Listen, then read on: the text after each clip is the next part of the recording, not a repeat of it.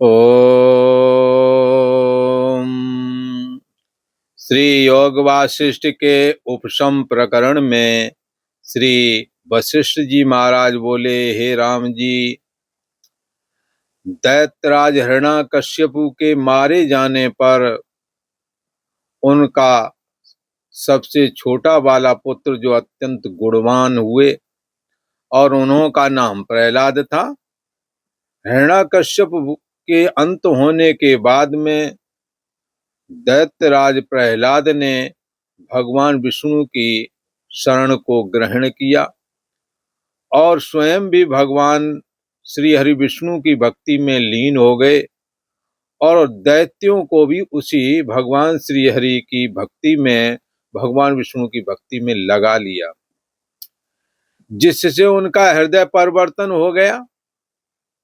जब हिरण्यकश्यप का वध किया था तो भगवान श्री हरि विष्णु ने आधा सिंह का रूप और आधा शेर का, आधा नर यानी मनुष्य का रूप धारण किया था। इतना भयानक रूप था जिससे राक्षसों के समूह उनके कोप से नष्ट हो गए थे और कुछ पाताल विवरों में प्रवेश करके सीधे सीधे पाताल को चले गए तो कई नृसिंह भगवान के नाखूनों के प्रहार से विदीर्ण कर दिए गए थे। इस प्रकार से प्रहलाद जी ने जब देखा कि हमारे जो पूर्वज हैं वो भगवान विष्णु के द्वारा मारे गए हैं और दैत्यों की विशाल सेना भी नष्ट भ्रष्ट हो गई है और दैत्य मारे डरे और भय के कांपते हुए दिशा विदिशाओं में भाग गए, पाताल में जाकर के छिप गए। तब प्रहलाद के मार्गदर्शन में जो बचे हुए राक्षस थे उन्होंने भगवान श्री हरि विष्णु की शरण ग्रहण की और आहंग्रह उपासना का प्रारंभ किया। भगवान विष्णु कैसे हैं? विराट पुरुष हैं और आत्म स्वरूप हैं, समस्त बुद्धि देश के साक्षी हैं। और कैसा है? सदा रहना पना, जो ज्ञान स्वरूप आत्मा है, सत्तात्मक स्थिति है, उसमें भगवान श्री हरि विष्णु की स्थिति है। इसलिए विष्णु हो परम पदम, विष्णु ही परम पद है। भगवान विष्णु अपने को दे नहीं मानते, वो कहते हैं अहम आत्मा गुड़ा के सर्वभूताशय स्थिता, मैं आत्मा हूँ, संपूर्ण भूत प्राणियों के हृदय देश में रहता हूँ। अहमदिश्च मध्यम च भूतानाम च, मेरे से सृष्टि उदय होती है, मेरे में स्थित है, मेरे में लीन हो जाती है, ऐसा विष्णु भगवान विष्णु का भाव है।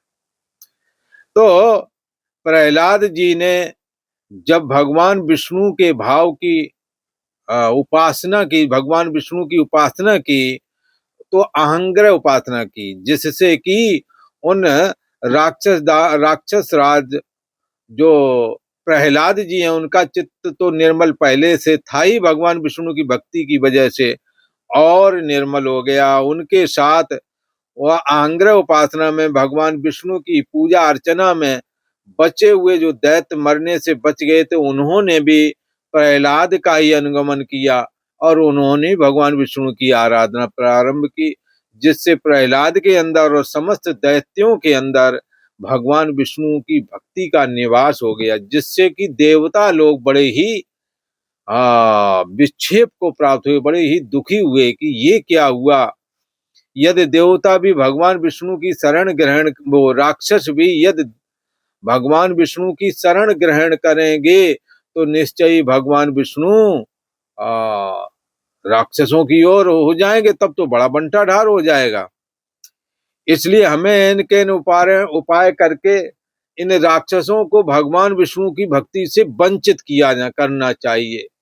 पर कैसे वंचित हो? भगवान के भक्तों को यदि कोई छेड़ता है तो उससे साक्षात भगवान को अच्छा नहीं लगता। इसलिए वो कोई भक्त जो अपराध भक्त कर ही और राम रोष पावक सो जरई, भगवान की क्रोधाग्नि से वो नष्ट हो जाता है जो भक्तों को कष्ट देता है, परेशान करता है।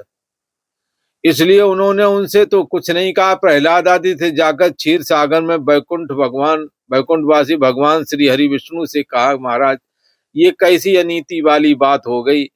कहाँ तो ये भयानक कर्म करने वाले ये दैत्य लोग हैं, और कहाँ आपकी परम निर्मल भक्ति जो मोक्ष देने आ रही है, इनको कहाँ से मिल गई है। ये तो उसी में ठीक है, ये मार धाड़ में ही लगे रहे, नरक भोगते रहे ये तो।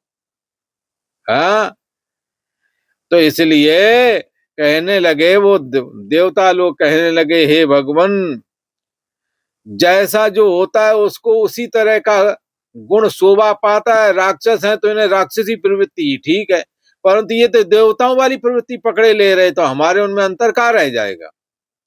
और फिर जब ये आपकी भक्ति करेंगे तो आप उनके पक्ष में चले जाओगे। फिर तो ऐसा करके उन्होंने वो कहने लगे, हे भगवान मरु जैसे कमलनी जल में ही शोभा पाती है, मरुस्थल में शोभा नहीं पाती, ऐसे ही तुम्हारी भक्ति दैवी संपत्ति युग जो दैवी संपत्ति से युक्त जो देवता और ये साधु संत महात्मा है, जो मनुष्य लोग हैं, ये ही भगवान की भक्ति करना चाहिए। राक्षस तो भयानक कर्म करने वाले, इनको ये भक्ति शोभा नहीं देती है कि ये मम गुण गावत पुलक शरीरा गदगद गिरा नयन बह नीरा, ये पर्वतों को तो उखाड़ डालते, अंट चंट काम करते हैं। ये काम करने लगेंगे तो ये तो स्वभाव परिवर्तन हो गया, तो बहुत खराब बात है। कहते हैं कमलनी तो जल में होती, मरुस्थल में तो नहीं होती है। मरुस्थल की जगह ये दैत्य हैं और भक्ति कमलनी की जगह है, कमल की जगह।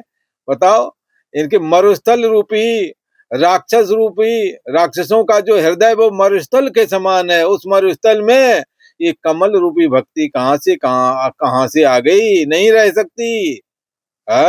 यह शोभा नहीं पाता, यह शोभा नहीं देता है महाराज। जैसे कमलनी पृथ्वी पर शोभती है, तैसे ही तुम पृथ्वी पर शोभती मतलब जहां जल है, जल युक्त पृथ्वी पर शोभा पाती है, तैसे ही तुम्हारी भक्ति दैत्यों में शोभा नहीं पाती। भक्ति तो हम जो देवता लोग हैं उनको ही सुखदायक भासती है, इन राक्षसों को कहां। मतलब इनडायरेक्टली ये कह रहे महाराज इनको अपनी भक्ति क्यों दे दिए, तो नहीं देना चाहिए था। अब ये महाराज अब आप भी को आपको भक्ति की बसीबूत खींच लेंगे तो हमारी तो अमानत हो जाएगी, हमारी का दशा होगी, हमारा रक्षक कौन रहेगा। मानो ये कह रहे हो इनडायरेक्टली, क्योंकि भगवान भक्ति के अधीन है, इसलिए भगवान ने कहा अहम भक्त पराधीन हो। दुर्वासा के प्रसंग में जब दुर्वासा जी ने भक्तराज अम्बरीश जी को, जो कि राजा थे अयोध्या जी के साथ, तो एकादशी का व्रत करते थे, दुर्वासा जी ने उन्हें धमकाने के निमित्त पता नहीं क्या बात हुआ, एक कृत्या प्रकट कर दी मारने के लिए, और वो भगवान की भक्ति में लीन रहते थे, एकादशी का व्रत भी चल रहा था। तो कृत्या ने उनको मारना चाहा, तभी भगवान के सुदर्शन चक्र ने उस कृत्या को खदेड़ लिया।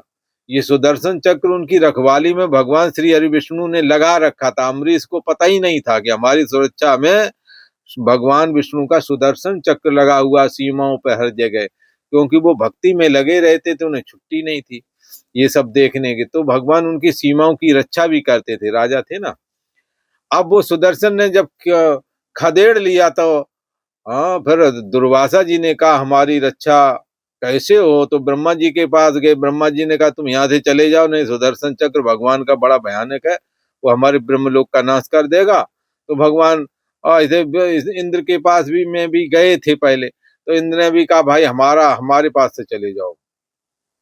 ऐसे वो सारी जगह गए, पर उन्हें किसी ने आश्रय नहीं दिया। तो किसी ने कहा कि तुम ऐसा करो, नारद जी ने कहा कि तुम सीधे चले जाओ भगवान विष्णु के ही पास, उनका चक्र है वही रोक सकते हैं। अब वहां गए तो भगवान श्री हरि विष्णु ने कहा हे दुर्वासा जी, मैं तुम्हारा बड़ा आदर करता हूं, हम पर मैं इस सुदर्शन चक्र से तुम्हारी रक्षा न करूंगा। बोले फिर? बोले तुम हमारे भक्त राज अम्बरीश के पास जाओ, जो अपराध भक्त कर करही राम रोष पावक सो जरे। यदि जो तुम भक्त का अपमान करोगे ईश्वर कुपित होता है। इसलिए भक्तों का, सीधे साधे लोगों का अपमान कभी ना करे, साधु संतों का, भक्तों का, कभी अपमान नहीं करना है।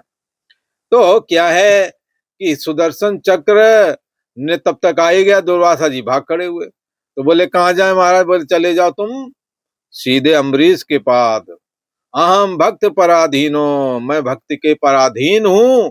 इसलिए जब वो अम्बरीश से क्षमा याचना मांगी, क्षमा याचना तो क्या मांगना, 1 साल तक ये भागते रहे और अम्बरीश ने 1 साल तक कुछ खाए पिए नहीं। एकादशी सोचा कि जब तक वो दुर्वासा तो रुद्र अंश से है, अगर सुदर्शन चक्र ने इन्हें मार दिया तो बहुत बड़ी ब्रह्म हत्या लगेगी। इसलिए उन्होंने कहा जब तक दुर्वासा जी नहीं आएंगे तब तक हम अन्न जल नहीं लेंगे, और नहीं लिया, वो ऐसे ही खड़े रहे। तब दुर्वासा जी पहुंचे तो उन्होंने कहा कि बचाओ, ये सुदर्शन चक्र हमें मारे डाल रहा है। तब उन्होंने कहा, हे सुदर्शन, यदि हमने साधु ब्राह्मणों की सेवा मन लगा के की हो तो तुम अपने तेज को सीमित कर लो और दुर्वासा को मारने का विचार त्याग दो। हाँ, शांत हो जाओ और शांत होकर भगवान विष्णु के हाथ में पहुंच जाओ। नाना प्रकार से सुदर्शन चक्र की प्रार्थना की। तब अम्बरीश जी के कहने पर वो सुदर्शन चक्र थम गया और दुर्वासा जी का जीवन बच गया। मानो देवता लोग ये कह रहे हैं कि आप भक्त के पराधीन हो, दुर्वासा को भी आपने नहीं बचाया था। अम्बरीश ने ही बचाया था, आपने कह दिया था कि हम तो भक्त के पराधीन हैं, अगर क्षमा करेंगे तो वो अम्बरीश करेंगे, मैं नहीं कुछ करूंगा, क्योंकि मैंने तो सुदर्शन चक्र उनकी सुरक्षा के लिए लगा रखा था। जब वो रोकेंगे तभी तो रुकेगा। ये तो उनके यहाँ सिक्योरिटी गार्ड गया है हमारा, तो अब वो सिक्योरिटी गार्ड को वही रोकें। तो मानो देवता लोग आशंका व्यक्त कर रहे हैं यदि इनके अंदर भक्ति आ गई तो निश्चय आप उनके तरफ चले जाएंगे तो हमारा तो बंटा ढार हो जाएगा। तब भगवान श्री हरि विष्णु बोले, हे देवताओं चिंता मत करो। श्री वशिष्ठ जी महाराज कहते हैं, हे राम जी, जब इस प्रकार बड़े शब्द से देवता कहने लगे, तब माधव आकर के बोले। माधव कहते माँ माने माता, धव माने पति, माता के पति, माँ माने माया, माया माने और धव माने पति। तो माया के पति भगवान श्री हरि विष्णु। तब माधव आकर के बोले, हे देवगण, तुम शोक मत करो।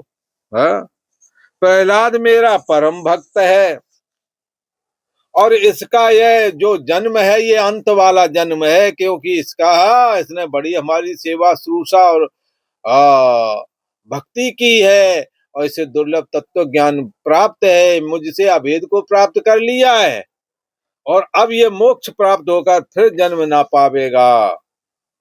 हे देवगण, गुणवान के गुणों को त्याग कर द्वेष ग्रहण करना अनर्थ रूप होता है। गुणों को त्याग कर विद्वेषपूर्ण जो दोष हैं, राग द्वेष निंदा चुगली आदि, इनको स्वीकार करना ये अनर्थ का कारण होता है। परंतु कोई विद्वेष छोड़ करके और सद्गुणों की ओर चल पड़े तो उससे अनर्थ का कारण नहीं बनता, उससे तो हमेशा कल्याण ही होता है। तुम क्यों घबरा रहे हो? ऐसा करके उन्होंने कहा। भगवान श्री हरि विष्णु बोले, हे देवगण, गुणवान के गुणों को त्याग कर जो द्वेष ग्रहण करता है वही अनर्थ रूप होता है, और जो प्रथम गुणों से रहित बगैर गुण वाला हो, जिसमें सद्विचार नहीं, दैवी संपत्ति नहीं, जो अंट संट करने में लगे रहते हैं, उनको कहेंगे इनके अंदर सद्गुण नहीं, सद्गुणों से रहित हैं।